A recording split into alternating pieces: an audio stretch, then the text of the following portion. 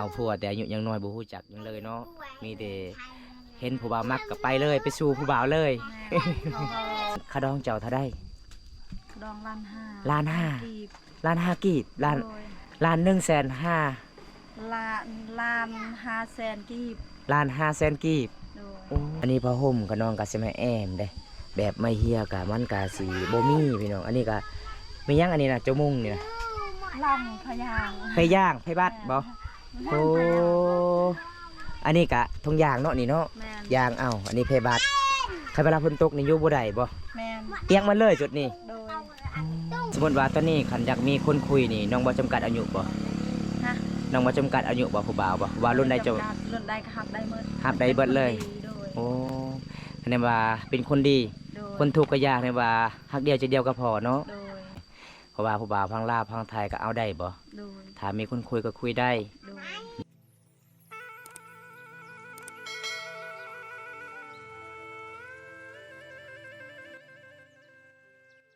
สวัสดีพ่อแม่พี่น้องบรรยากาศยามแรงพี่น้องเอ้ยวันนี้บอมตากับสิพาย FC หลายๆคนมาเยี่ยมมายามสาวค่ำสาวไม่ห่างลูกนึงพี่น้องเพราะว่าได้ยินข่าวๆเขาบอกว่า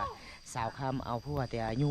16 ปีค่าดองล้านหาพี่น้องเมื่อนี้กาบอมตากับสิถามให้ FC เรื่องเล่าสาวค่ำจริงหรือบ่พี่น้องจะได้กลับไปติดตามชมกันพี่น้องไปฟังชมกันเลยพี่น้องบรรยากาศเคสชนบทหมู่บ้านนี่กะประมาณสักนี้พี่น้องอันนี้ก็จะเป็น3หลังคาอันนี้ก็จะเป็นบ้านทางเข้าเพื่อนสาวคำพี่น้องเดี๋ยวผมตากอัปเดตให้ FC ละลายคนหับสนงกันพี่น้องหมู่บ้านนี้ก็เป็นหมู่บ้านที่บ่มีไฟฟ้าเป็นหมู่บ้านลึกลับเป็นหมู่บ้านที่มี12หลังคาเรือนนี่พี่น้องเลยนี่บรรยากาศมื้อนี้พี่น้องเพราะว่าถนนทางนี้ก็เฮาก็สิเดินทางพุ่นล่ะพี่น้องออกจากบ้านดงได้อันนี้เฮาก็สิออกจากเวียดนามพี่น้องตัวนี้อายเพิ่นก็สิแปลงรถจักรเพราะว่าหมู่บ้านเขาเจ้าก็มันนอกกับตัวเมืองพี่น้องอันนี้บ่เฮือนเจ้าบ่เนาะสวัสดี FC ก่อนแน่สวัสดี FC อยู่นำกันจักคนอยู่นี่ฮะแม่เอื้อยควาย4ลูกเอื้อยเจ้าเป็น7คนเป็น7คนอันพ่อแม่เจ้าได้อยู่ไสอยู่พุ่นอยู่เพื่อนลาวอ๋ออันนี้ก็คือจะอยู่กับเอื่อยบ่เอื้อยคอยอยู่กับคอยเอื่อยจะอยู่กับเจ้าโดยอันลูกสาวเจ้าอยู่ใส่ผู้นี่บ่โอ้น่าฮักหลายเนาะ นี่ล่ะพี่น้องมาเยี่ยมมายามเพื่อนกับเพื่อนสารเพื่อนประมาณสำนี้พี่น้องเลยเพราะว่าเวลานอนนี่นอนแบบนี้เลยบ่พุ่นบอนคอยนอนนี่เอื้อยจะนอนอยู่นี่โดยโอ้อยู่นี่มันเอื้อยนอนอยู่นี่เอื้อยและลูกเอื้อยอยู่นี่นะผัวเอื้อยโดยผัวเอื้อยก็อยู่นี่โดยเจ้านอนอยู่นี่โดยนอนนะเจิดนะบ่สาวคำเพราะว่าเฮือนนี่มันเจ้าบ่เฮ็ดบ่โดยเป็นย่างเอื้อยเจ้าคือคออยู่น้ำเจ้าเราเจ็บเป็นรอยโดยกับไปปัวอยู่นี่เขาบ่มีเงินก็เลยคออยู่น้ำน้องโดยเจ้าจะเป็นผู้น้องโดยเพราะว่าผัวลาเป็นคนบ้านใดคนบ้านดุงคนบ้านดงโดยแล้วก็มาสู้อยู่นี่บ่เขาอยู่เฮือนเขาเองแต่เอื้อยคอยเจ็บบ่มีไผเบิ่งอ๋อก็เลยมาขออยู่เฮือนเจ้าโดยคอยขายมันตอนได้7 ล้านกะปัวเขาหมดแล้วอ๋อเป็นยังไงเอื้อยเจ้ายังลอยคือเก่าบ่น้องดีแล้วโดยเมื่อได้เอื้อยเจ้าสิกลับบ้านดงกับผัวประมาณอยู่นำคอยประมาณได้2 ปีก่อนจึงกลับบ้านดงได้โอ้แค่กลับตอนนี้ละยันสมมติว่าพี่เกินไปยันจะเป็นต่อบ่ยันจะเป็นตอนให้มันครบ2 ปีก่อนเนาะโดยอันผู้ได้เป่าเอื้อยเจ้าเป็นไรคุณเท่าบ้านแสลนนั่นแหละคุณเท่าบ้านแสลนโดยเป็นตายต้นเลยพี่น้องเดี๋ยวได้ญาติอัปเดตห้องสาวคำก่อนเลยครับนี่พี่น้องอันนี้จะเป็นห้องของสาวคำนอนเลยเพราะว่าเพิ่นกะอยู่ผู้เดียวก็คือเฮือนหลังนี้กับเจ้าเฮ็ดเองบ่โดยเพราะว่าเจ้าเลิกกับผัวเจ้าประมาณจักปีแล้วน้อง3 ปีแล้วได้ลูกสาวคนนึงก็เลยเลิกกันเลยเพราะว่าเลิกตีเฮือนผัวแล้วเจ้าก็สิมาสร้างเฮือนอยู่นี่เลยเจ้าได้เงินมาแต่ไสเจ้าเฮ็ดเฮือนเฮ็ดศาลน้อง ค่อยเฮ็ดหน่อไม้แห้ง อ๋อแล้วก็โฮมไว้โดย อ๋อเพิ่นเล็กเพิ่นละน้อยเนาะ โดย อืมแม่นผู้ใดที่เฮ็ดให้เจ้าเฮือนนี่พี่น้องบ่หรือว่าเจ้าเฮ็ดเอง อายุงตะนาวแน่ชามอายตังวีลโกหนูตังวีลช่วย อ๋อมุงสังกะสีเด้ มงชังซีกุตะบางหางเบิ่น50เจอจ้างกันก้อยตะเอา อ๋อเวลาเจ้ามุงสังกะสีนี่เจ้าไปหาเงินไปหาหน่อไม้แล้วก็ขายหน่อไม้แล้วก็สิจ้างให้เขามุงให้ โดยได้200,000ก็เขามุงให้เขาซื้อตัวกันไปเป็นแม่ห้างนางไม้ โดย เดียวเขาก็อีต้นเขา แม่นพี่น้องเอ้ยมื้อนี้มาเยี่ยมมายามเพิ่นก็อัปเดตที่ชีวิตสาวค่ำสาวเมหา เอาไอ้ก็มาไหนเอาเสื้อจ้าเสื้อละจ้า อันนี้มันเข้าบ่น้อง โดย อ๋อเข้าให้บ่นี่บ่ โดยเขาให้เรือที่ซ้ำนี่แหละ เลือดซ้ำนี่แหละ โดย8คนกินตัว โอ้ไม่น้อง กิ เอ้ย นฮอดปีใดเนี่ย แต่ยอมรับว่าเจ้าใจดีหลายเนาะขนาดเอื้อยอยู่แต่บ้านดงมาขออยู่เฮือนเจ้าก็ให้อยู่ได้เนาะ โดย เฮาทุกข์กะยาเนาะเฮือนสารบ้านเฮาก็ โดย แบ่งน้ำใจล่ะพี่น้องก็คือข้าวเฮือนของสาวคำประมาณซ้ำนี้พี่น้องเป็นตาอีต้นพี่น้องเอ้ยนี่บองตากาขออนุญาตในเด้อสาวคำเด้ออัปเดตเฮือนเจ้าเด้อรอบๆกันเด้อให้ FC ได้รับชมมันเป็นจังใดมาจังใดพี่น้องเดี๋ยวบองตากาอนุญาตแต่สาวคำก่อนพี่น้องเอ้ยนี่ประมาณซ้ำนี้ล่ะพี่น้องนี่เห็นบ่เฮือนสาวคำอันนี้เป็นสาวคำเฮ็ดเองเลยคนสู่ชีวิตสาวไม่ห่างลูกหนึงพี่น้องเดี๋ยวบองตากาอัปเดตให้ FC หลายๆคนรับชมน้องกันอันนี้จะเป็นบอนเขาเจ้ากะสิเฮ็ดกินเฮือนขัวเด้เห็นบ่พี่น้องมันสิพังไปแล้วนี่สังกะสีกะบ่มีพี่น้องเขาเจ้ามุ่งด้วยแพรบัดพี่น้องเห็นบ่อุ้ยพี่น้องเอ้ยเป็นตาอีต้นเลยสาวคำสาวไม่ห่างลูกหนึงนี่บอนนี้กะบอนหุ้นขัวเขาเจ้าเฮ็ดกินเห็นบ่พี่น้องนี่ประมาณซำนี้ล่ะพี่น้องนี่เป็นนี่เลยพี่น้องอืมสาวคำ อันเป็นหยังเหือนครัวเจ้าคือบ่มีสังสีเลยบ่มีหญ้ามุงเลย ก็มีเงิน บ่มีเงินบ่ โดย อืมหลังจากที่เอื้อยเจ้าเมื่ออยู่นี่แล้วเจ้าก็อยู่คนเดียวเนาะกับลูกสาวเนาะ โดย อันเป็นหยังคือเจ้าบ่อยู่กับอีพ่ออีแม่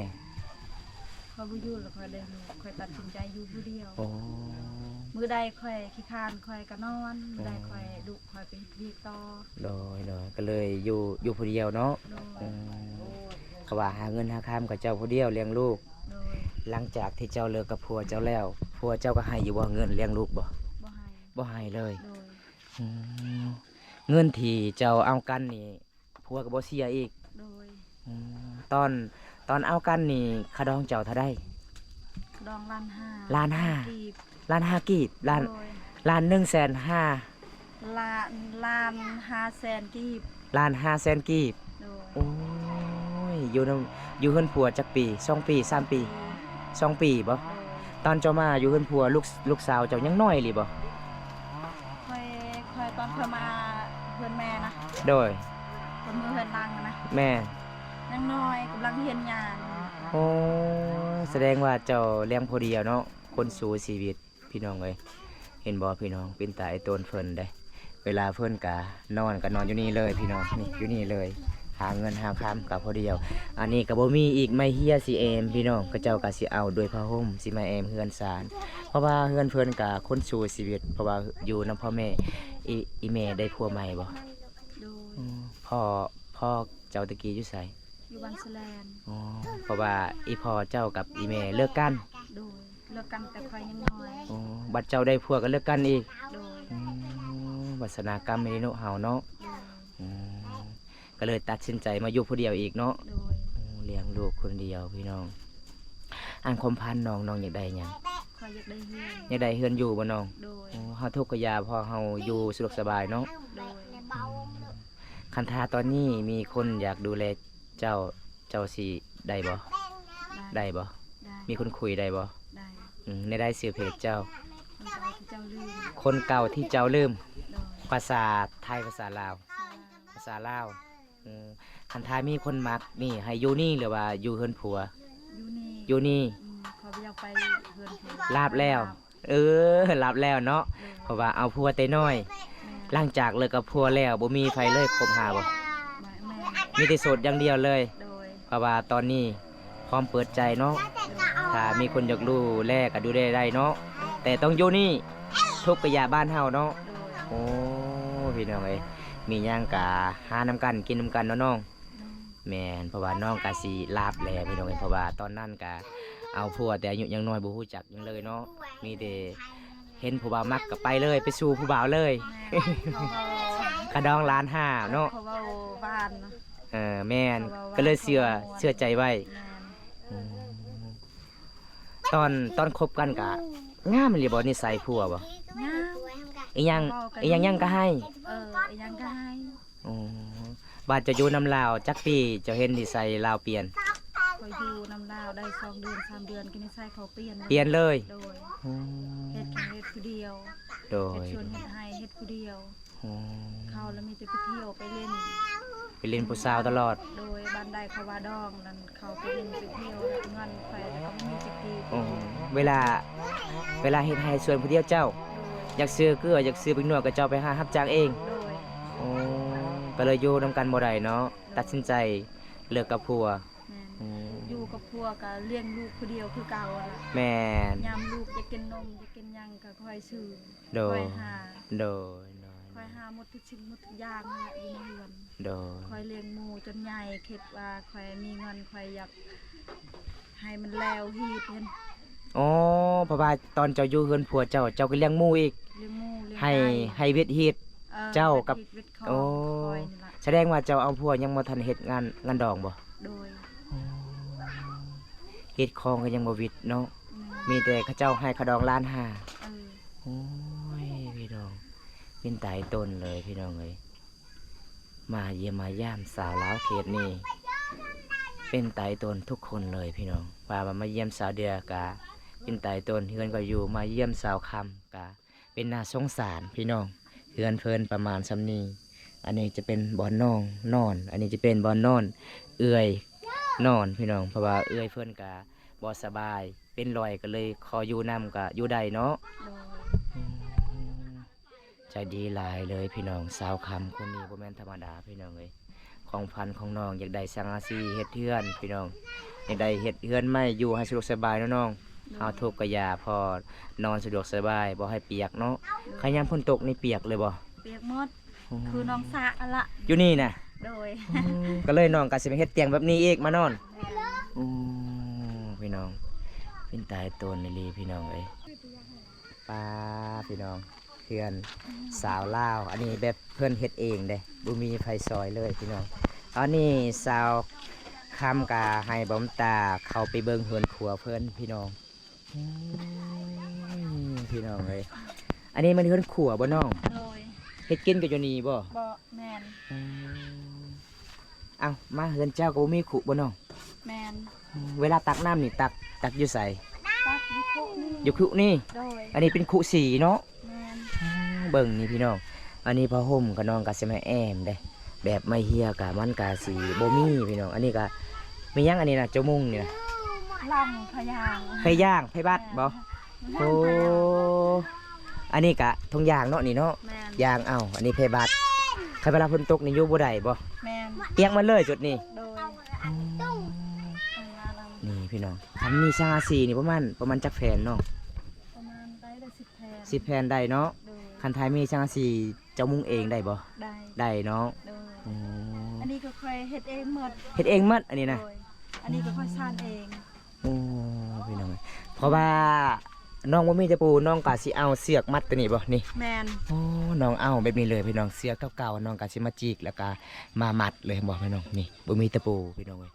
โอ้ยพี่น้องเอ้ยสาวคำคนสู่ชีวิตอีหลีได้พี่น้องเป็นตาอีต้นหลายเลยพี่น้องเพื่อนสารเพื่อนกะบ่มีหยังล่ะพี่น้องประมาณสำนี้มาเยี่ยมมายามอดีตวิถีชีวิตสาวไม่ห้าวลูกหนึงเพราะว่าเพื่อนกะโสดมาหลายปีแล้วพี่น้องบ่มีไฟดูแลเลยพี่น้องเพราะว่าเอาผัวก็เอาผัวแต่น้อยกะผัวบ่หักบ่แพงก็เลยเลิกกันพี่น้องหลังจากเลิกกับผัวแล้วผัวก็บ่ได้เสียหยังเลยเลี้ยงลูกคนเดียวพี่น้องลูกกะใครแต่ลูกสาวใหญ่เลยเนาะ โดยเดี๋ยวนี้ง่ายแล้ว ใหญ่แล้วเดี๋ยวนี้กะไปหาเฮ็ดงานได้บ่ลูกสาวใหญ่แล้ว ไปรับจ้างได้เนาะตอนน้อยๆรับจ้างบ่ได้เลยตอนน้อยๆบ่สิเบิ่ง ม ไปให้จ้างและลูกก็ให้น้องค่อยเลี้ยงซอย โอ้ กลางเว้น โดย ไป5 โมงค่อยก็กลับเพื่อน เพราะว่าเฮามีลูกน้อยเนาะ โดย ตอนนี้ก็ใครลูกสาวก็ใหญ่แล้วพี่น้องโอ้อ้าวอันนี้คือเจ้าก็ประมาณสำนี้น้องบ่มีทุนดีบ่ บ่มี บ่มีทุ ไป น สำนีก็เฮ็ดสำนีก่อน แม่นพี่น้องยอมหับเลยพี่น้องว่าสาวคำคุณสู้ชีวิตเด้พี่น้องเห็นบ่อันนี้ก็เพิ่นเฮ็ดเองหมดนี่พี่น้องเอ้ยนี่แต่รักที่สุดก็ยังบ่มีสังกะสีสิมาแอม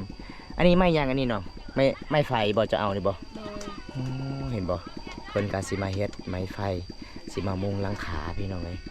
นี่บรรยากาศยังแรงอัปเดตที่ชีวิตให้ FC หลายๆคนรับชมนำกันจากอัปเดตเฮือนครัวซาวคำแล้วมื้อนี้บอมตากะศิลาจากน้องแล้วพี่น้องเอ้ยมื้อนี้ก็อ้ายก็บ่มีหยังหลายเด้อน้องเด้อ โดย มาเยี่ยมมายามน้องของพันน้องอยากได้สังกะสีเนาะ โดย เพราะว่าเฮือนครัวก็อยู่บ่ได้แล้วพี่น้องเอ้ยสาวแม่ห่างลูกหนึงเพราะว่าเพิ่นก็เอาผัวแต่อายุยังน้อยสมมุติว่าตอนนี้คันอยากมีคนคุยนี่น้องบ่จำกัดอายุบ่ ฮะ น้องบ่จำกัดอายุบ่ผู้บ่าวบ่ว่ารุ่นใดจะ รุ่นใดก็หับได้หมด หับได้เบิดเลย โดย โอ้คะแนนว่าเป็นคนดี โดย คนทุกข์ก็ยากในว่าฮักเดียวใจเดียวก็พอเนาะ โดย โอ้เพราะว่ารวยก็บ่สำคัญเนาะถ้ารวยไปเล่นตลอดก็บ่ได้เนาะ โดย คนทุกข์แต่ฮักเดียวใจเดียวก็เอาได้ โดย โอ้พี่น้องตอนนี้น้องอายุจักปีตอนนี้น่ะ 23 ปีแล้ว โดย โอ้พี่น้องเอ้ยเพราะว่าผู้บ่าวพังลาวพังไทยก็เอาได้บ่ โดย ถ้ามีคนคุยก็คุยได้ โดย นี่พี่น้องคุยได้เด้อพี่น้องสาวคำสาวสวยประจำหมู่บ้าน นาโดย ตอนนี้ไอ้กลับกันเดินน้องเด้อเพราะว่ามาเยี่ยมมายามน้องกะอัปเดตวิถีชีวิตน้องพร้อมตากะเห็นแต่เบาโก้ยเราว่าโอ้ยไปตาไอ้ต้นสาวคำเด้เพิ่นอยู่ผู้เดียวพี่น้องเพราะว่าคนสู่ชีวิตเลยเฮ็ดให้เฮ็ดส่วนกับเจ้าผู้เดียวบ่น้อง โดย เวลาทางให้เจ้าผู้เดียวบ่ โดยเอาแห้งหมู เอาแห้งหมู่ โดย เป็นยังไงช่วงนี้แล้วล่ะบ่เจ้าซักข้าวให้ แล้ว ไปเสียหญ้า โด ยังสิเสียหญ้า โดย โอ้ข้าวก็เบิดเลยเนาะ อืม ประมาณซำนี้มีที่สอบหนึงข้าวสารหรือว่าข้าวเจ้านี่นะ ข้าวเหนียว ข้าวเหนียว โดย โอ้พี่น้องเอ้ยเป็นตายต้นหลายพี่น้องอยากได้ก็ต้องสู้ด้วยน้องเด้อ โดย เพราะว่าคลิปนี้กับบุ้มีหยังหลายเด้อพี่เด้อน้องเด้อเพราะว่าบอมตากะมีโอกาสหน้ากะมาเยี่ยมบรรยายกันใหม่เด้อน้องเด้อขอให้น้องอยู่ดีมีแฮง โดย ขอให้ร่ำให้รวยเด้อ โดย จังได้กะสู้ๆด้วยน้องเด้อเอาบ๊ายบายไปกันเด้อ เอาโอเคทุกคนเมื่อนี้บอมตากะมาเดินทางหับชมเขตหมู่บ้านนี้ก็จะมี12หลังคาได้ แต่เมื่อนี้บอมตากะบังเอิญได้พอสาวลาวเขตนี้หลายๆคนก็ใจดีได้ หลังจากเฮามาเล่นกับอยู่เฮือนสาวเดือมื่อนี้ก็ได้พอสาวคำครั้งแรกเลยในชีวิตพี่น้องสาวคำก็ใจดีมื่อนี้เพิ่นก็สิแกงป่าอีกอยู่เฮือนสาวเดือบอมตากะดีใจหลายพี่น้องได้พอสาวลาวเขตนี้หลายคนก็ใจดีมื่อนี้เป็นน่าสงสารสาวคำไม่ห่างลูกหนึ่งพี่น้องเฮือนสารเพิ่นก็หาเงินหาคำไปหาหน้ำไม้ขายแล้วก็เฮ็ดเฮือนตอนนี้ก็เฮือนขัวเพิ่นก็ยังบ่ทันได้มีหยังเลยพี่น้องสร้างสีหลังคาสีมุ้งก็บ่มีพี่น้องเป็นตาไอ้ต้นเลยพี่น้องเอ้ยเพราะว่าคลิปนี้บอมตาก็บ่มีหยังสิฝากพี่ฝากน้องรับชมน้องกันกะจบเพียงเท่านี้ก่อนพี่น้องไปได้รับชมกินแล้วกะขอให้อยู่ดีมีแฮงขอให้ร่ำให้รวยพี่น้องเอ้ยจะได้บอมตาสิกลับบ้านล่ะพี่น้องเดินทางมาหลายกิโลพี่น้องจะได้บอมตาไปปากกันเด้อครับคลิปนี้ก็ขอจบไว้เท่านี้ก่อนคลิปหน้าพบกันใหม่ขอกล่าวคำว่าสวัสดีเด้อบันสวนบ๊ายบาย